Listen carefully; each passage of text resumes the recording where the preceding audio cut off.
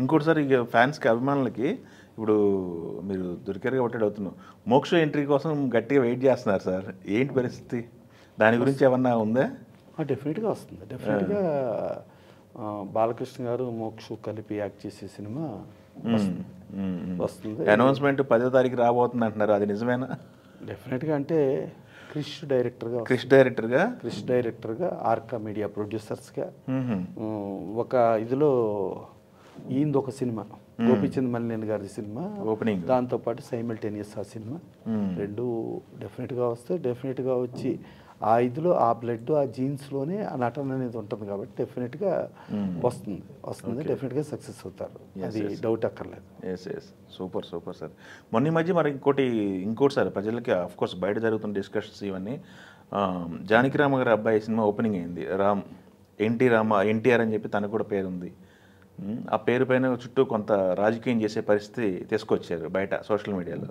అది మీ దృష్టిలో ఉందా? దానిపైన ఏమన్నా మాట్లాడగలరా? అంటే యాక్చువల్గా చెప్పాలంటే ఇప్పుడు దాకా నందమూరి తారక రామారావు అనే ఒక పేరు, ఒక ప్రభంజనం, ఒక తెలుగువాడికి ఒక ఆత్మగౌరవం, తెలుగువాడికి ఒక కీర్తి పతాక, తెలుగువాడు గర్వంగా చెప్పుకునే పేరు ఎన్టీఆర్. అది ఓన్లీ అది ఆయన స్వశక్తితో ఆయన తెలుగువారి కోసం చేసిన త్యాగాలకి, తెలుగువారి కోసం చేసిన పోరాటాలకి ఆ వచ్చిన పేరు ఆ నందమూరి తారక రామారావు.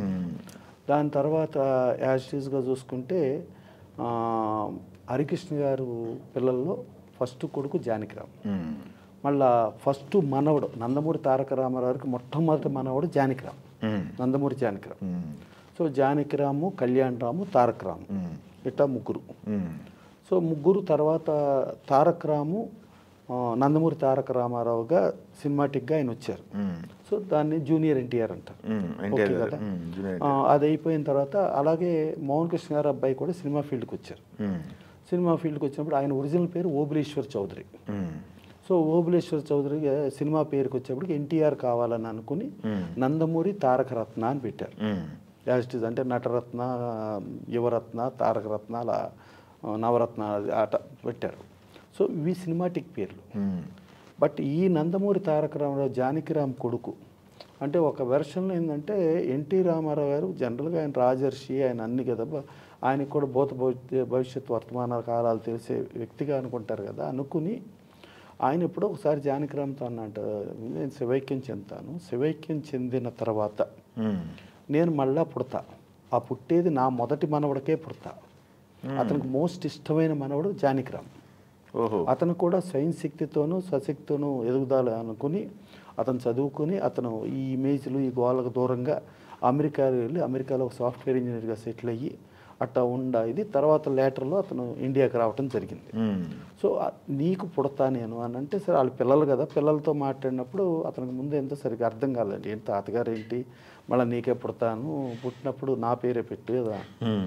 సరే ఇక అది అయిపోయిన తర్వాత అతను అమెరికాలో జనరల్ ఏంటంటే బిఫోరే ఏ బిడ్డ, ఆడబిడ్డ మగబిడ్డ చెప్పేస్తారు, కడుపులో ఉండగానే చెప్పేస్తారు. చెప్పేసినప్పుడు పుట్టక ముందే పేరు డిసైడ్ చేయాలి. ఆ పుట్టక ముందే ఆల్రెడీ ఆయన అప్పుడు అంటే అప్పుడు పిల్లడప్పుడు ఆయన చెప్పింది అప్పుడు గుర్తుకొస్తుంది కదా, మొదట బిడ్డగా నీకు నేను పుడతాను అని ఆయన చెప్పిన మాటలు. అది నమ్మేవాళ్ళు నమ్మచ్చు, నమ్మలేని వాళ్ళు నమ్మకపోవచ్చు, దట్ ఈస్ ఇట్స్ డిఫరెంట్, అది ఇది అనుకోండి. సో ఆయన పేరే కాబట్టి నందమూరి తారక రామారావు అనే పేరు పెట్టడం జరిగింది. ఆ పేరు పెట్టిన దాంట్లో కూడా హరికృష్ణ గారు కూడా అదే పేరు పెట్టమన్నారంట. మరి హరికృష్ణ గారికి కూడా మరి రామారావు ఏమైనా చెప్పారో తెలియదు మనకు. హరికృష్ణ గారు అదే పేరు అన్నారు.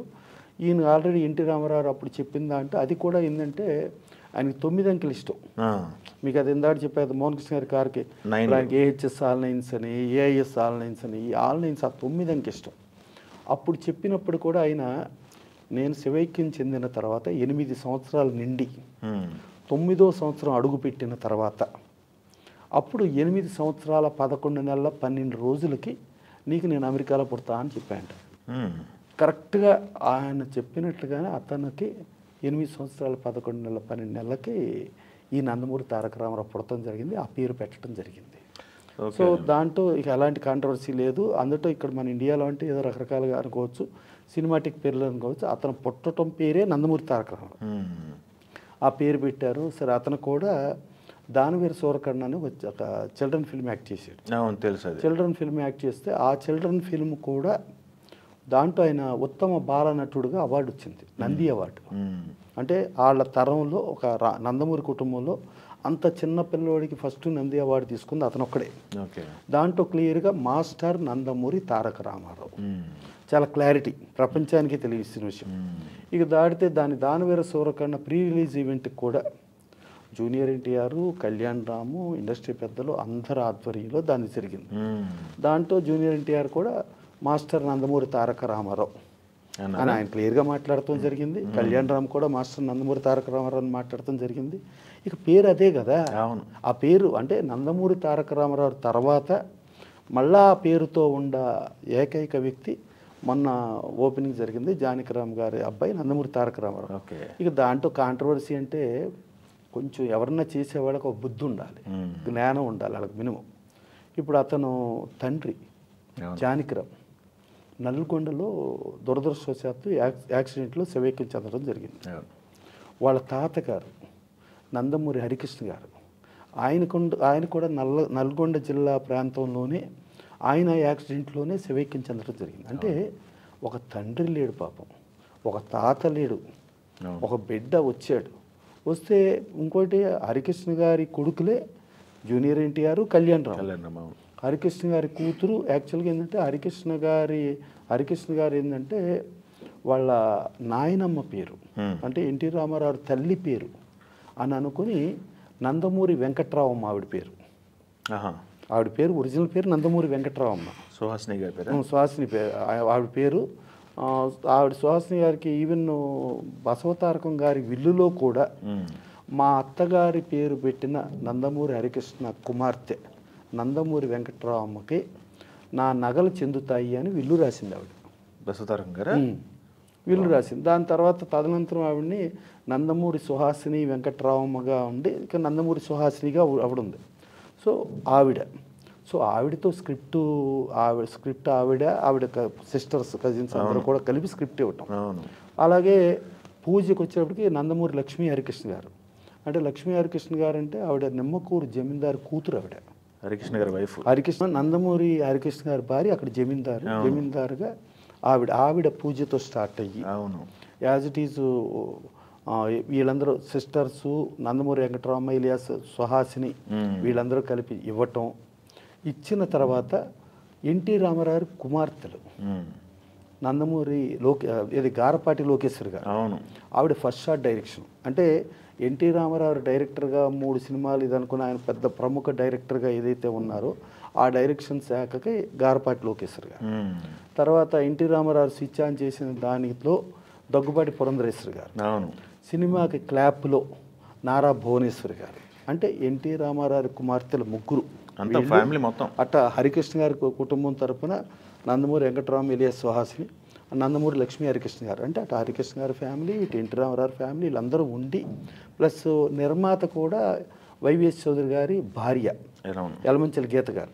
అంటే ఒక మహిళా శక్తి, మహిళా ప్రపంచం యాంగిల్లో ఉంటూ దానిలో ఇంకోటి ఏంటంటే వైవిఎస్ చౌదరి ఒక మాట అడిగాడు మోహన్ కృష్ణ గారికి ఫోన్ చేసి, అన్నగారు నాకు ఆ నందమూరి తారక రామారావుకి ఎవరైతే కెమెరా నిర్వహించారో ఆ కెమెరా చేసిన ఆయనే నా ఫస్ట్ షాట్ కూడా కెమెరా డిఓపిగా చేయాలి, డైరెక్టర్ ఆఫ్ ఫోటోగ్రఫీగా అని చెప్పానంటే నందమూరి మోహన్ కృష్ణ గారు ఆయన అగ్గిరవ్వ, అనురాగ దేవత, చండశాసనుడు, బ్రహ్మంగారి చరిత్ర అట్టా ఎన్నో ఎన్టీ రామారావుతో చేశారు. తర్వాత బాలకృష్ణ గారితో చేశారు.